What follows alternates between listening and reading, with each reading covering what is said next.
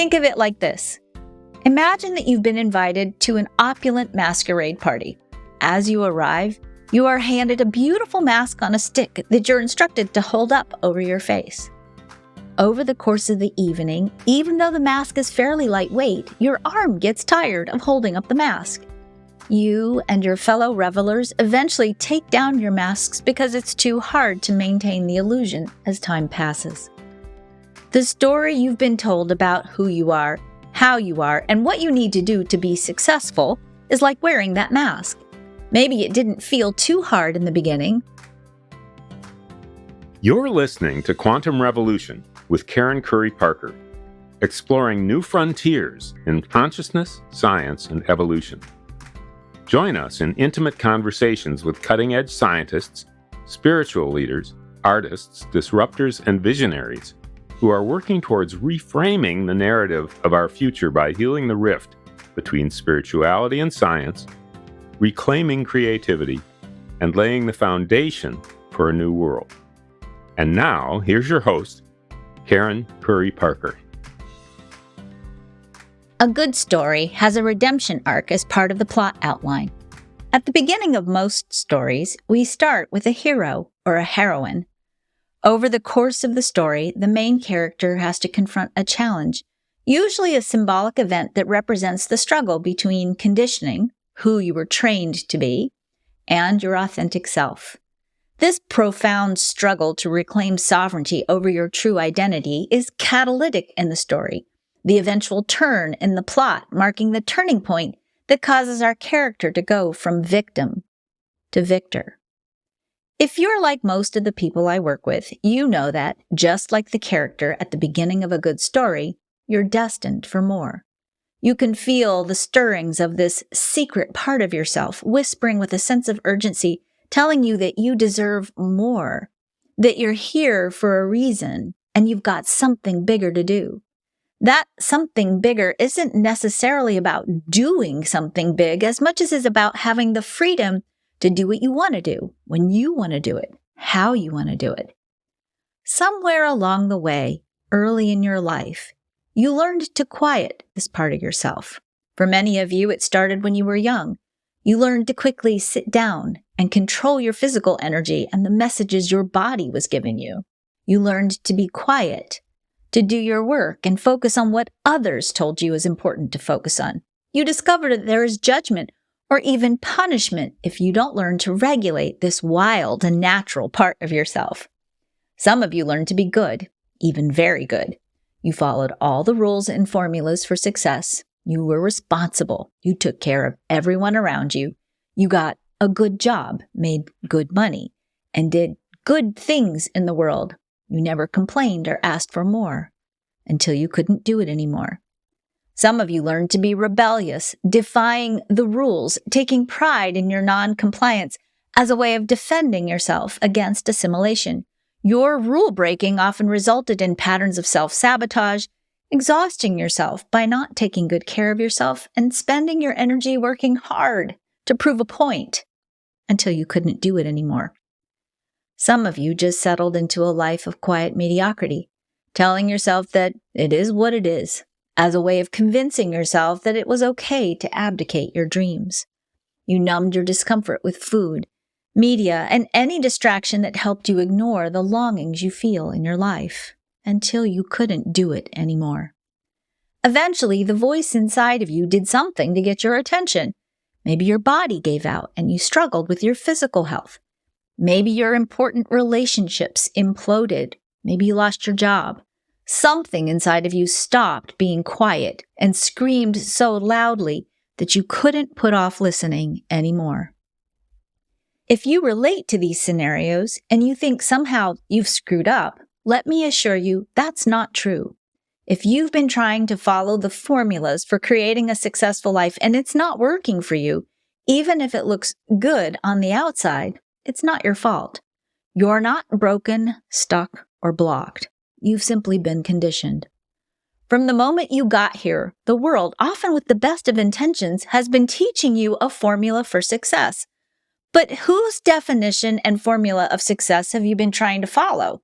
We start learning this formula as children when we're taught to shut down our feelings in order to be presentable and manageable to our parents, or to fit into an educational system that has outgrown its capacity. We follow the formula in order to be successfully employed, to make the money we think we need, to be free, and to measure up to what society expects of us.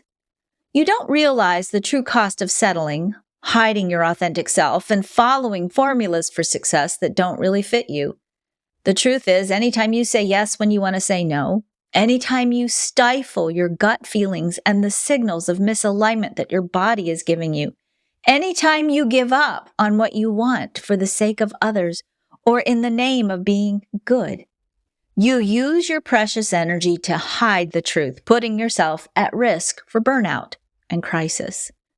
Not only that, if you've experienced a lifetime of being told that it's not okay or successful or safe for you to be who you are and how you are, you may have internalized this message as micro-trauma, causing your mind, body, and spirit to live in a state of low-grade fight or flight, making you anxious and worried all the time, again, putting you at risk for burnout and crisis. Think of it like this. Imagine that you've been invited to an opulent masquerade party. As you arrive, you are handed a beautiful mask on a stick that you're instructed to hold up over your face. Over the course of the evening, even though the mask is fairly lightweight, your arm gets tired of holding up the mask.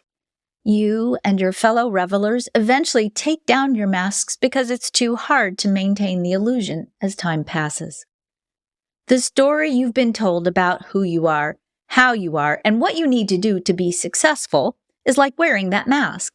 Maybe it didn't feel too hard in the beginning. Perhaps the payoff was nice at the start.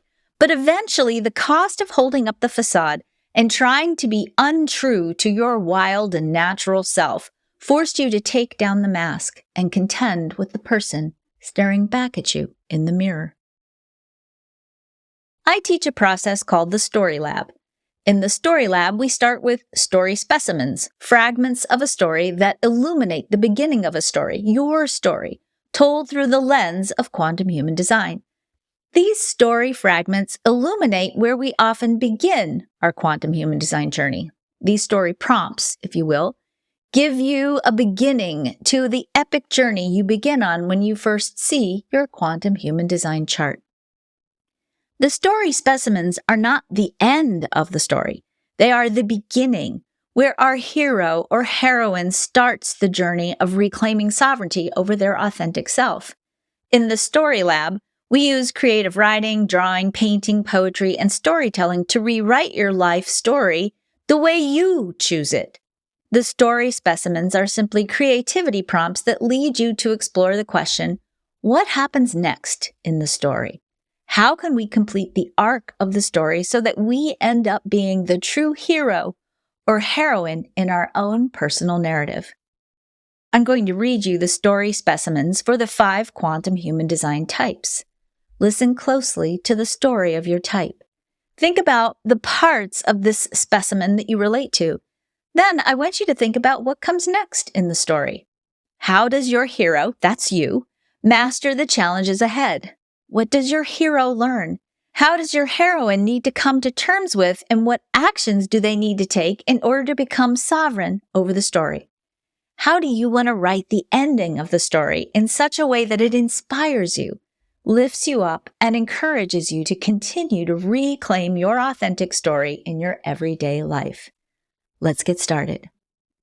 The Manifestor. She had a reputation for doing her own thing and for being emotional when she didn't get her own way. This didn't always translate well in her relationships. Her parents were constantly frustrated with her, judging her and scolding her for her temper and for being impulsive. She was often punished harshly and learned quickly how to hide her emotions and her desires in order to stay safe and avoid feeling overpowered. She always felt like others were watching to see what she was up to, so she learned to get better at hiding as she got older. Eventually, she hid so well that she forgot her power.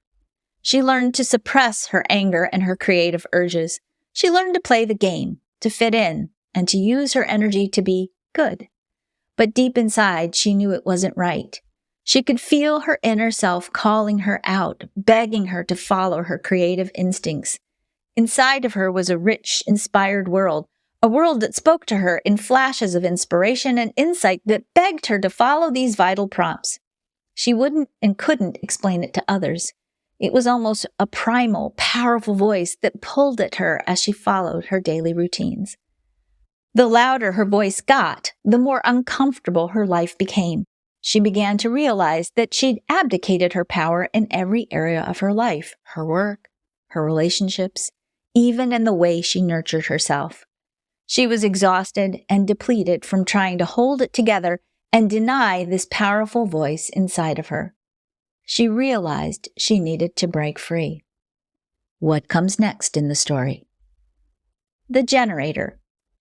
From the start, she had an inner sense of what felt right and joyful to her. She grunted with delight at the food she loved and the games she liked to play. She also grunted and even made faces at the things she didn't like, but was quickly told she was rude and that not using words was unacceptable. She was told over and over again that you don't always get to do what you want to do. Sometimes you have to follow the rules and what's expected of you, and do the things you have to do to get good grades, or to get into the right clubs and social groups and the right school, and to have a successful career. She learned to disconnect from her body's wisdom and to ignore those inner signals of what felt right or wrong. She learned to make decisions with her mind, doing what seemed logical and reasonable. She learned to follow the rules and do those things the world told her she needed to do to be successful. She settled for a quiet life of mediocrity. She learned to numb her frustration with food and media, telling herself that someday she'd be free. Sometimes she'd try new things, but she'd always hit a plateau and feel frustrated and eventually quit. The frustration always made her wonder if life and work was just supposed to be hard and there was no way out until she retired, when she could finally follow her passion and do what she wanted to do. Until one day she realized she just couldn't do it anymore. What comes next in the story? The manifesting generator. She was born in a hurry. Even as a baby, she seemed in a hurry to master milestones. As she grew, she began to explore how much could she do at the same time. Sometimes she got a lot accomplished. Sometimes she made a mess of things and had to go back to clean up her mess. Sometimes it seemed that she was skipping from thing to thing to thing. Her parents and teachers often judged her mistakes and her speed. They told her to slow down, and that if she just focused on one thing at a time instead of being all over the place, she wouldn't skip important steps or get herself in trouble by biting off more than she could chew. She learned to stop trusting her gut and did her best to channel her energy into accomplishing what other people told her she should do, eventually drowning out her passion and her curiosity. She stopped experimenting and exploring and tried to force herself to stick with one thing even though her spirit was longing for more. She was often frustrated and angry with the world. It seemed like nothing and no one moved fast enough or was as capable as she was, so she often found herself doing more than her fair share because it was easier to do it herself than to wait for others. She was impatient, had big ideas, and pushed to implement them, even though it often felt like she was pushing against right timing and the resistance of others. At work and at home, she carried more than her fair share of the work, and even though this was a way of avoiding the frustration of having to try to get others to go at the same speed as her, she was angry and resentful. Eventually, she found herself burned out, overwhelmed, cut off from her passion and power, and overcome with the frustration of wanting more. What comes next in the story? The projector. She knew things. Even as a small child, she knew things about people that either astonished them or made them feel very uncomfortable. Truth would spill out of her mouth as if her insights were simply common knowledge. Her parents and teachers were often shocked by her boldness, and she quickly learned to keep her insights to herself. shutting down her connection to her value and the power of what she was here to share. When playing with other kids, she was often accused of being bossy or controlling. She was often left out of the games on the playground because the other kids thought she was weird and different. Sometimes the energy of everything around her felt like it was too much, and she would collapse with exhaustion. Sometimes that exhaustion looked like anxiety or overthinking, and sometimes her body would get sick if she felt overwhelmed. Her parents would push her to do more, take initiative, put herself out there, but pushing felt wrong and like pressure. It felt wrong, but she tried and only exhausted herself more and felt confused about why things didn't seem to work for her like they did for other people. As she got older, she realized that she had insights that others didn't have. She knew how to make things better and more efficient. She worked to try to get others to see what she did, but they often didn't hear her or resisted her information. For short bursts of time, she could do more than anyone else, but at the end of the week, this left her feeling depleted and struggling. She was overlooked for promotions and opportunities, even though she knew she deserved them. She felt invisible, overworked, and bitter, until her body gave out and she crashed. What comes next in the story? The Reflector. She had big feelings. The energy of the world ricocheted around in her body, making her feel all kinds of emotions. When bad things happened in the world around her, she felt it more than others, and that confused her. Sometimes the bigness of her emotional expression made her parents struggle. They couldn't understand why everything had to be so emotional. She was often shut down and learned to stifle some of the bigness of what she felt. She had a big personality that could light up a room. She often had more energy than others, and that also led to learning to tone down her personality. She was too much for others, and she was often told that she talked too much, felt too much, that she was too intense. She needed time to make change. Sometimes she was pushed and pressured to make changes and transitions before she was ready. This caused her great anxiety. The pressure to adapt quickly often left her scrambling for security, and she clung to her friendships and significant others in a way that felt clingy and overwhelming. She was sometimes accused of taking all of the energy in the room and wanting to be the center of attention, causing her to shut down her light. She fell in love with people's potentials. She could see the potential in individuals, communities, and even the world. This made her perspective idealistic and often disappointing. It took her a long time to clearly see whether someone was actually fulfilling the promise of this potential. She would coach and support her loved ones and friends until the disappointment in their failure was overwhelming. It took her a long time to break these bonds, leaving her depleted and heartbroken. She had a lifetime of diving all in and then trying to figure out how to get out of commitments and promises. She put all of her heart and soul into everything and had a hard time setting boundaries and walking away until she couldn't do it anymore. What comes next in the story? Remember that these story specimens are not the whole story, just the beginning. I invite you to take some time and write the ending you choose for yourself. Tell your story to the world the way you want it to be, and make it a good story. A story that is truly worthy of the person you were born to be. If you'd like some help to kickstart your capacity to reclaim sovereignty over your personal story, get your free Quantum Human Design Chart at freehumandesignchart.com. I'm Dr. Karen Curry Parker. Thank you for joining me for Quantum Revolution. Here's to better stories of possibility, fulfillment, and abundance. Thank you for joining us on Quantum Revolution with Karen Curry Parker. For more information on how to change your world, visit quantumrevolutionpodcast.com.